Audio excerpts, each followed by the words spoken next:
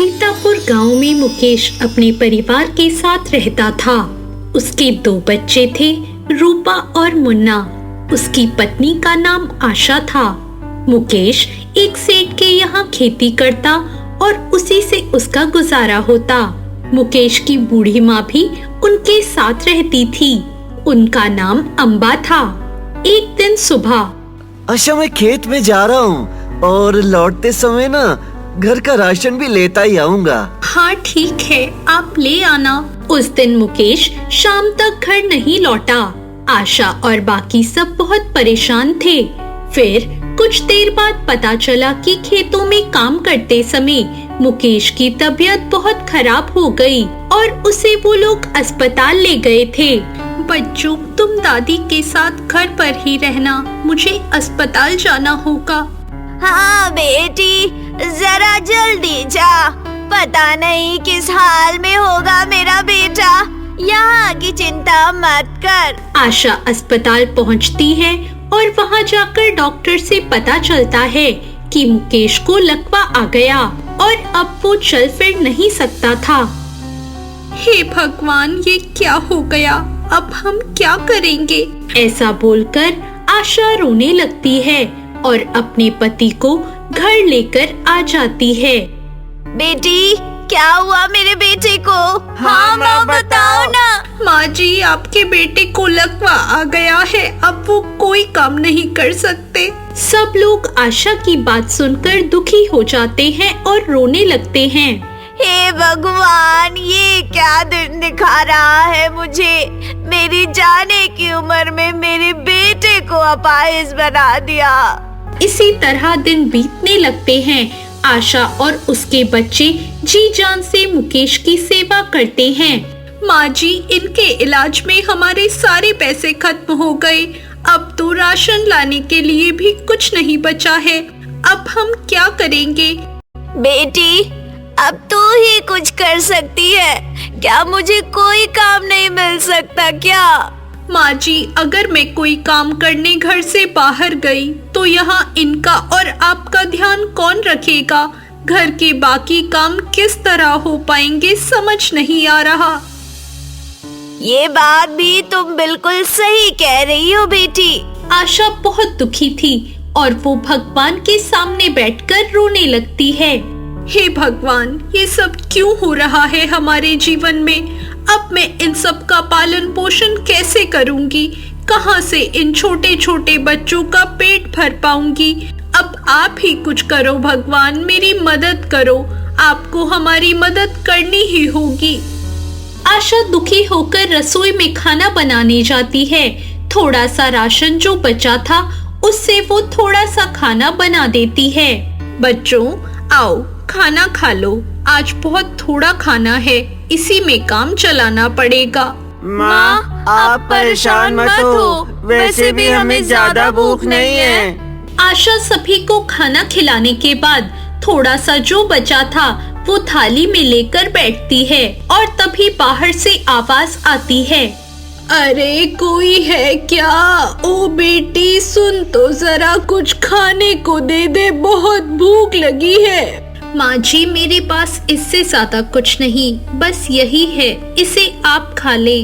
कोई बात नहीं बेटी, वही ला दे, बहुत भूख है मुझे।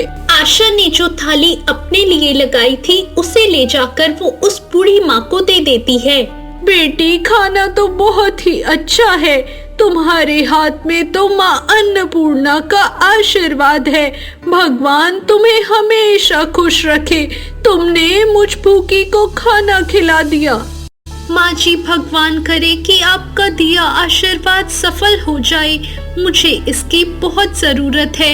ऐसा बोलकर आशा रोने लगती है। क्या हुआ बेटी, तुम इतना क्यों रो रही हो? बूढ़ी माई के पूछने पर आशा उन्हें सारी बात बताती है। अब आप ही बताएं माँ जी, मैं क्या करूं? कैसे सब कुछ ठीक करूं? छोटे बच्चों को कैसे पालूं? बेटी, तुम खाना बहुत ही अच्छा बनाती हो, तुम अपने घर के पास एक ठेला लगाओ। ऐसा करने से तुम घर भी संभाल पाओगी और आमदनी भी होगी। हाँ माँ जी, शायद ये संभव है। बेटी, आज मैं तुम्हें सबसे कीमती चीज दे रही हूँ, एक जादुई चम्मच। तुम इससे जो भी खाना बनाओगी उसका स्वाद दुगना हो जाएगा, सबको बहुत पसंद आएगा और तुम्हारी बहुत तरक्की होगी। ये आपके पास कैसे आई माँ जी? बेटी, ये जादुई चम्मच मुझे एक साधु ने दिया था। मेरा छोटा सा ढाबा था, मैं भी खाना बनाती थी, बहुत अच्छा चल रहा था सब। लेकिन एक दिन मेरे देवर ने जलन के कारण मेरे ढाबे को आग लगा दी। बस फिर सब खत्म हो गया। मैं बहुत बीमार पड़ गई और आगे काम नहीं कर सकी और अब मैं बूढ़ी हो चुकी हूँ, मुझसे अब खाना नहीं बनता। तुम बहुत भली और जरूरतमंद हो, इसलिए मैं तुम्हें इस चम्मच को दे रही हूँ। भगवान तुम्हारा भला करे। आपका बहुत शुक्रिया माँ जी, मैं हमेशा आपकी एहसानमंद रहूंगी। बेटी, अब मैं जा रही हूँ, भगवान तुम्हें हमेशा खुश रखे। अगले दिन आशा एक नया काम करना शुरू करती है और उसी जादुई चम्मच से खाना बनाकर सबसे पहले वो भगवान को भोग लगाती है। भगवान करे जैसा माँ जी ने कहा था वैसा ही हो, पर मुझे गांव के सभी लोगों को मेरे ठेले के बारे में बताना होगा। आशा घर घर जाकर सबको अपने ठेले पर आने को कहती है। आशा बहन, खाना तो बहुत ही अच्छा बना है। हाँ बिल्कुल बिल्कुल। अरे हमने आज तक इतना अच्छा खाना तो खाया ही नहीं कभी। आपका बहुत बहुत धन्यवाद। आप लोग बस यहाँ आते रहना। अरे हम तो रोज इतना बढ़िया खाना खाने आ सकते हैं। देखते ही देखते आशा अपने ठेले से बहुत अच्छा कमाने लगी थी और अब घर चलाने में भी उसे कोई परेशानी नहीं हो रही थी। भगवान आपका बहुत शुक्रिया और उन माँ जी का भी जिनकी वजह से ये सब मुमकिन हो पाया है। बस अब मेरे पति भी जल्दी से ठीक हो जाएं। इसी तरह कुछ दिन बीत जाते हैं और गांव के ठेले वाले उससे जलने लगे थे, क्योंकि जब से आशा ने ठेला लगाया था उनकी कमाई बहुत कम हो गई थी। उनमें से एक था रामू। उसे आशा पर बहुत गुस्सा आता था।